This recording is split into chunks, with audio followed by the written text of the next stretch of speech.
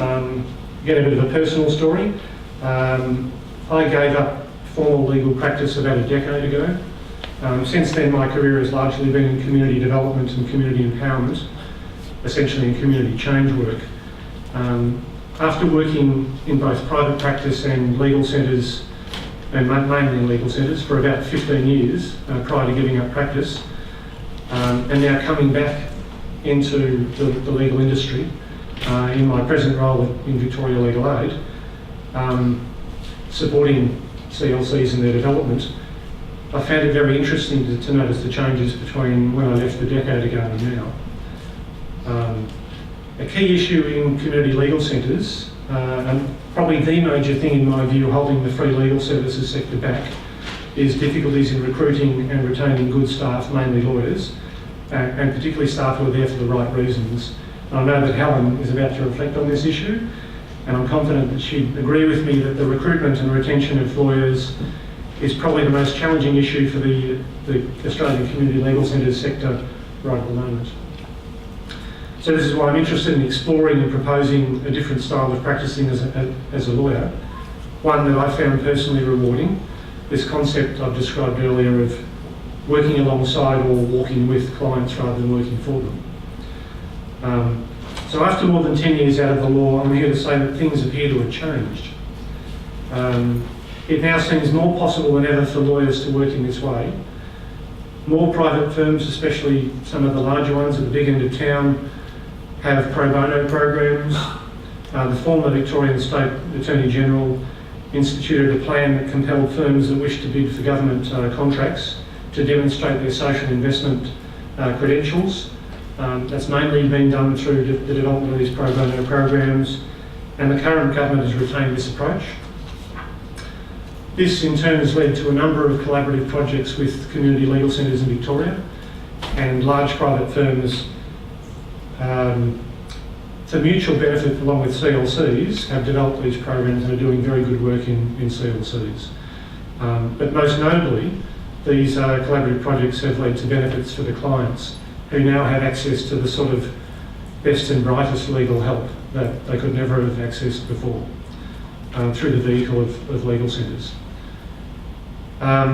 Still in the private sector, the Public Interest Law Clearinghouse, Pilch, to its friends, has for a long time run a pro bono referral scheme, and now has formal structured pro bono programs on topics such as human rights, homelessness and the rights of senior Victorians.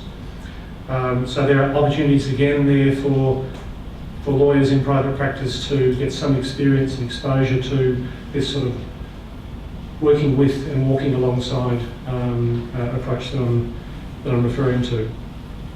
So at the big end of town, the capacity to practice law in a more flexible manner for social change rather than private profit has increased and is increasing, but I'm not going to stand here and say that the bottom line is still not shareholder or partner profit.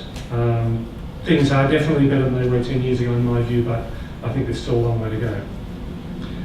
Victoria Legal Aid is also opening up with increased collaboration with community legal centres, with a new lawyers program that involves rotation placements throughout the practice areas of Victoria Legal Aid and in community legal centres. There's information I've got here on the table and at the front table about the new lawyers program if anyone's interested in picking that up. Also, we're developing a new CLC secondment program which will allow Victoria Legal Aid staff to undertake placements within CLCs and CLC lawyers to come into Victoria Legal Aid to work on specialist projects. So with this new emphasis on collaboration with CLCs and cross-pollination, if you like, between the sectors, there's a growing flexibility for Victoria Legal Aid lawyers, much greater than even when I started at VLA just over 2 years ago, to practice in this more flexible way. As an example, one of my VLA colleagues recently returned from 12 months approved leave to be effectively the public defender in Kiribati in the North Pacific. He was essentially the most senior lawyer in the country for that 12 months. And his job was to redraft the policies and procedures of the Public Defender's Office essentially to set up a legal aid commission, to make that office more accountable to the people and to its clients and to the system. And talking to him since his return, I can say that he did this very much in a walking with way. He worked directly with the people, meeting with them and helping them to contribute to that change. So whilst I've waxed a little lyrical about the big end of town and its changes and Victoria Legal Aid and its growing flexibility, I'm really here to talk about the opportunities in community legal centres, which is my passion and where most of my career in the law took place. And I want to talk about why they provide, in my view, the best opportunities to work as a lawyer in this walking with way. I'm also going to, up front though, admit that this approach to lawyering is possible in community legal centres, but in my view it's not as common as it could be. But what are the elements of CLCs that make it possible or impossible to work as a lawyer in this broader way? The first is that CLCs are based in community. They're actually owned by, managed by, situated in communities, whether they be generalist community legal centres or specialist community legal centres. They have direct access to their clients and to their clients' places and ways of living, and they can engage easily with them in order to work with them and to walk with them in the way that I've described. Secondly, community legal centres use community development as a foundation for their work, or at least some do. For those that do, it actually provides them with an environment in which doing the necessary background work, the community and the client engagement work, and the extra follow-up work beyond the narrow intervention that lawyers normally take with their clients is not only possible, but it's required. So they invest time and effort in getting to know their clients and their situations and aftercare as well. Thirdly, lawyers in many CLCs have a great deal of autonomy to set their own work agenda, to identify their own strengths and interests, and certainly I think that CLC lawyers have much more freedom to do this than lawyers in private practice. On the downside, CLCs are fairly poorly resourced. They have difficulty in attracting appropriately qualified staff, including non-legal managers and principal solicitors, those who should be there to support and sustain and even understand a community development approach or a social change approach, and support and sustain and develop the lawyers.